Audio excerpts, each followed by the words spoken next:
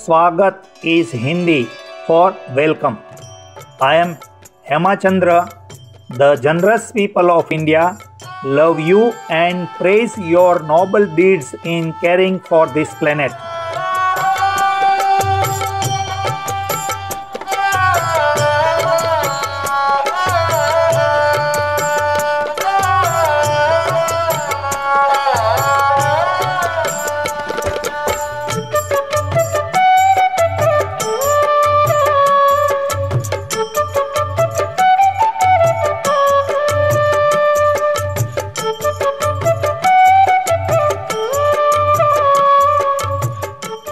In today's program, we will get to know a saint who, as she stated, belonged to no nation, no civilization, no society, no race, but to the divine. We will learn through her writings how to be good instruments of the divine. Mira Alfasa, who became known as the Mother or Sri Ma, was born in 1878 in Paris, France. Although she showed great artistic, musical and writing talent at an early age, her real interest was the spiritual side of life. Based on her inner experience and guidance by a saint she later recognized as Sri Aurobindo, she traveled to India in 1914, where she met him for the first time. As soon as I saw Sri Aurobindo, I recognized in him the well-known being whom I used to call Krishna, and this is enough to explain why I am fully convinced that my place and my work are near him in India. Sri Aurobindo conferred the title of the Mother in recognition of her embodiment of the principles of the Divine Mother. When the decision was made to create an ashram in 1926, Sri Aurobindo entrusted all the spiritual and material tasks of running the ashram to the Mother. For the next 50 years, under her loving guidance, the ashram developed into a spiritual center for truth seekers.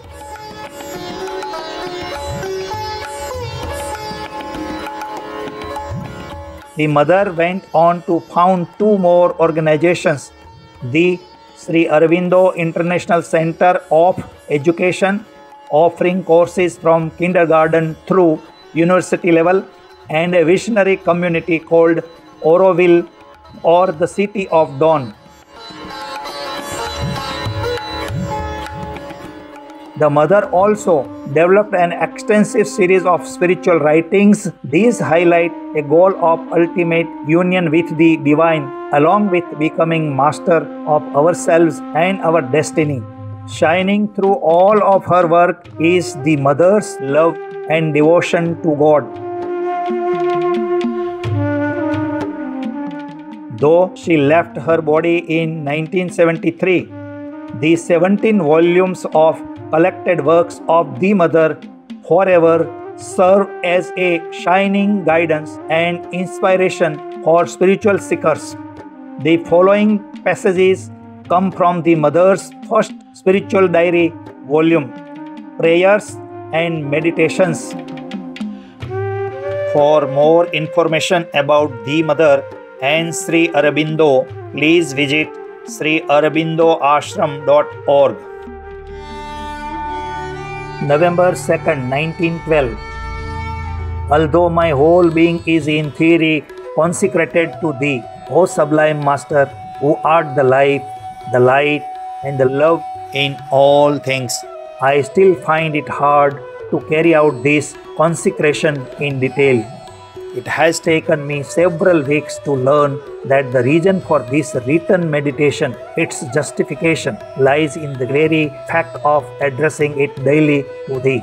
In this way, I shall put into material shape each day a little of the conversation I have so often with Thee. I shall make my confession to Thee as well as it may be, not because I think I can tell Thee anything, for Thou art Thyself everything, but our artificial and exterior way of seeing and understanding is, if it may be so said, foreign to Thee, opposed to Thy nature.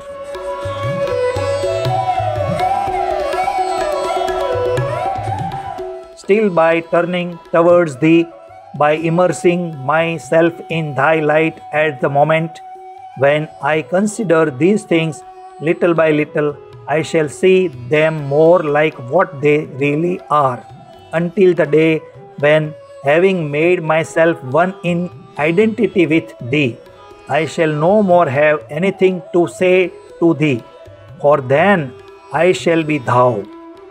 This is the goal that I would reach. Towards this victory, all my efforts will tend more and more. I aspire for the day when I can no longer say I, for I shall be thou. November 28th, 1912. The outer life, the activity of each day and each instant, is it not the indispensable complement of our hours of meditation and contemplation? And is not the proportion of time given to each the exact image of the proportion which exists between the amount of effort to be made for the preparation and realization? For meditation, contemplation, union is the result obtained, the flower that blooms.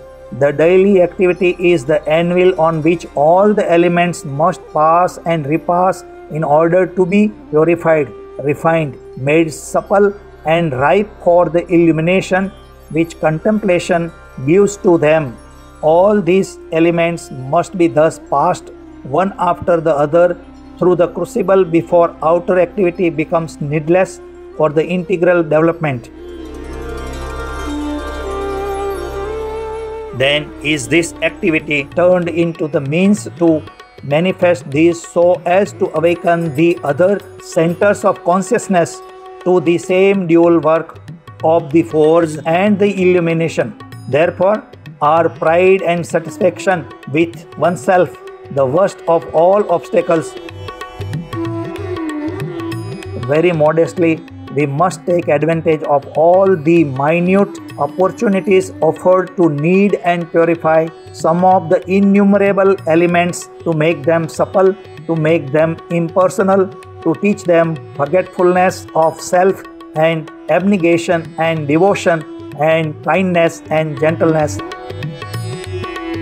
And when all these modes of being have been become habitual to them, then are they ready to participate in the contemplation and to identify themselves with thee in the supreme concentration. That is why it seems to me that the work must be long and slow even for the best, and that striking conversions cannot be integral. They change the orientation of the being, they put it definitively on the straight path, but truly to attain the goal, none can escape the need of innumerable experiences of every kind and every instant.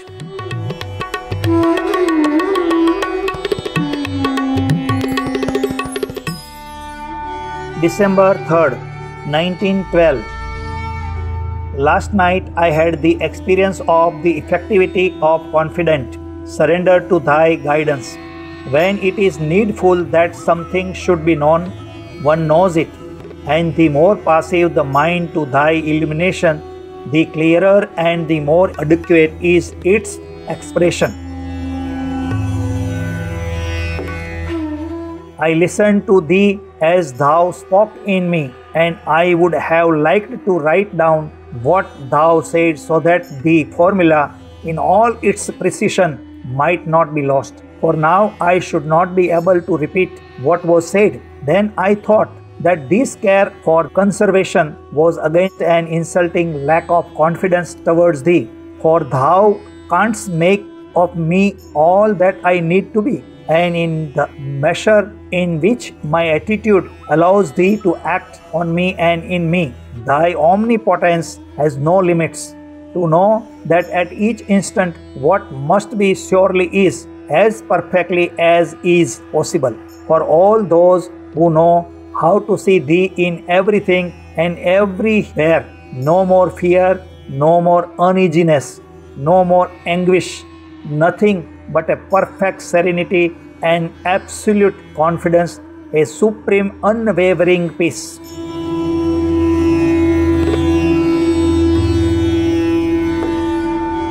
December 10th, 1912. It is thou who art the doer in each thing and each being, and he who is near enough to thee to see thee in all actions without exception will know how to transform each act into a benediction. To abide always in thee is the one thing that matters, always and ever more and more in thee, beyond illusions and the deceptions of the senses, not drawing back from action, refusing it, rejecting it, a struggle useless and pernicious, but leaving thee alone in the act, whatever it may be, ever and always thee. Then the illusion is dispelled, the falsehoods of the senses vanish, the bond of consequences is broken, all is transformed into a manifestation of the glory of thy eternal presence. So let it be. Amen.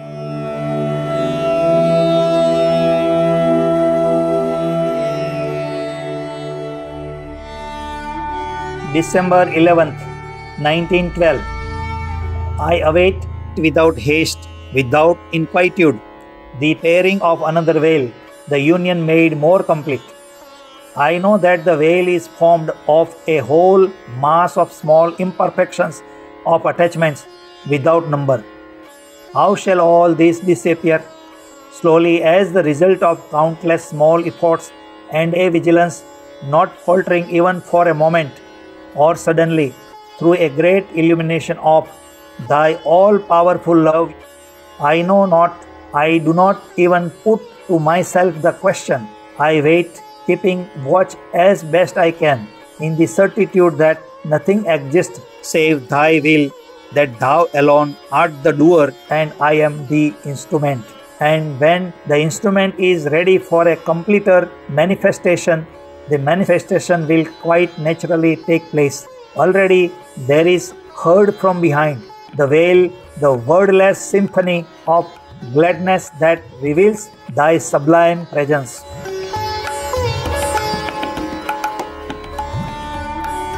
February 5th, 1913. Thy voice is heard as a melodious chant in the stillness of my heart and is translated in my head by words which are inadequate and yet replete with thee. And these words are addressed to the earth and say to her, poor sorrowful earth, remember that I am present in thee and lose not hope. Each effort, each grief, each joy and each pang, each call of thy heart, each aspiration of thy soul, each renewal of thy seasons, all without exception, what seems to thee sorrowful and what seems to thee joyous, what seems to thee ugly and what seems to thee beautiful, all infallibly lead thee towards me, who am endless peace, shadowless light, perfect harmony, certitude, rest and supreme blessedness. Listen, O earth, to the sublime voice that arises. Listen and take new courage.